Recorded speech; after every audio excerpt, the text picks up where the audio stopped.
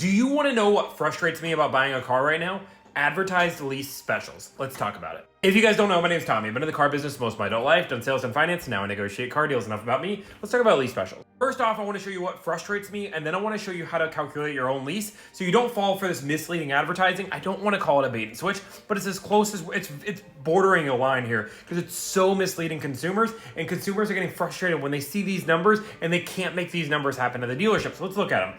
It's a $229 lease. That seems like a great deal on a Corolla. 39 months, that's not a bad lease term, and $4,000 down. I'll get to the cash down part in just a second, but this doesn't seem unreasonable. If I'm looking at a lease, this is definitely something I would consider. But let's look at the fine print. Now, the fine print tells a different story. If we're looking at this, it says the lease excludes tax, title, license, registration, and dealer option and charges. You might say, Tommy, how much is that? Well, I'm going to get into that. I'm going to break down a lease for you. It also says no security deposit is waived, or security deposits waived, but over here you can see security deposits required. That means to calculate this payment, they're using a thing called MSDs, multi-security deposits, which are refundable deposits of cash down, but it's probably another $3,000 cash down. I'm going to show you how much cash down it would actually require to get this lease. I want to show you that this isn't just Toyota doing this. I'm not going to go into the fine print on this one, but $629 a lease, $5,000 due at signing. This doesn't include tax, title, license, fees. Let's get into it. First off, I have to explain what frustrates me, and then I'm going to explain how to break down the lease, because putting cash down on a lease makes zero sense. So let me explain. And I first off challenge any salesperson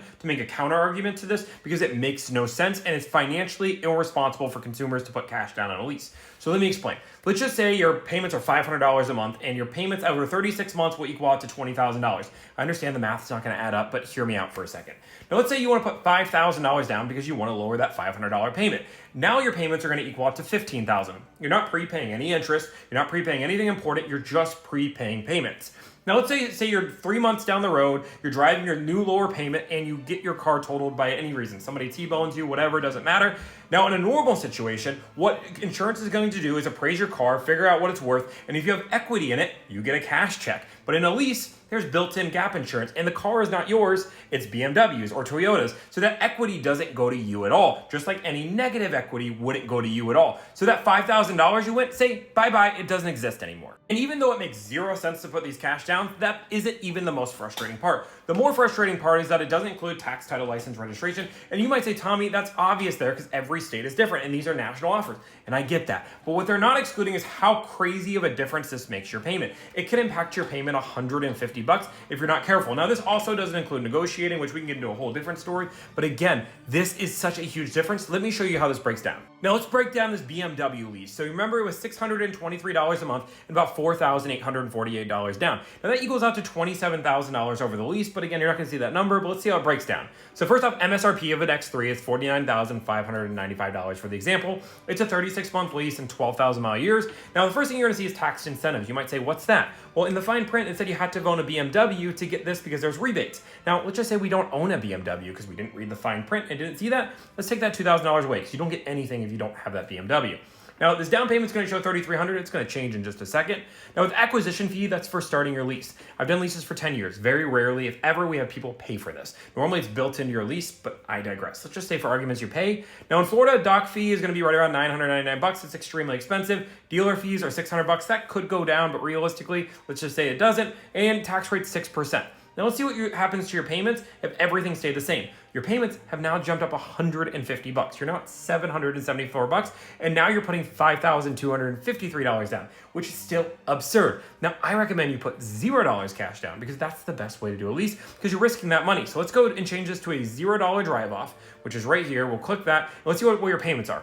$938. You can see why BMW isn't advertising this. Now, I want to make sure we're clear. This is not a BMW issue. This is not a Toyota issue. This is almost every manufacturer that's doing this. And it's frustrating because it's not a bait and switch. They technically put it in the fine print, but it is walking a very fine line of being misleading advertising. Again, understand that most people can do math, but leases are absolutely confusing. If you ask 50 to 60% of salespeople, they do not understand how leases work. They don't understand what money factors are. They don't understand what residual values are. I bet if you ask 95% of people, because I do this every day when I do a lease, they don't know what MSDs are and how they work. And some finance people don't even understand this. Leases are confusing, especially for consumers that don't do this each and every day. So why make this part so confusing? If you told somebody that their payment could be impacted as much as $150 off that advertised price, people would be blown away. They just wouldn't believe it. They want that price to be pretty darn close.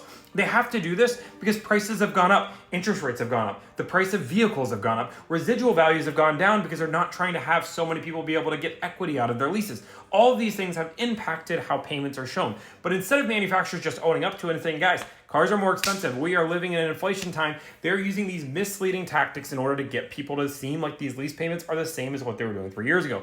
In reality, they're putting consumers in a worse position, which is not good for anybody. So if you're looking to lease, it's not a bad investment because realistically, interest rates are crazy right now as well. If you're financing or lease, it could make sense to lease, but understand your payments are going to be higher than they were 3 years ago. You have to accept that. And if you can't, you're going to be in a world of pain. So if you guys like this kind of content, I want you to like, follow, subscribe. If you guys want to see some of the deals I'm negotiating for my clients, I want you to go to my Instagram. I'm doing a new deal every single day for the next 30 days to show you guys what kind of deals you could possibly negotiate. Thank you guys so much for the love and support. Thank you guys so much and have a great day.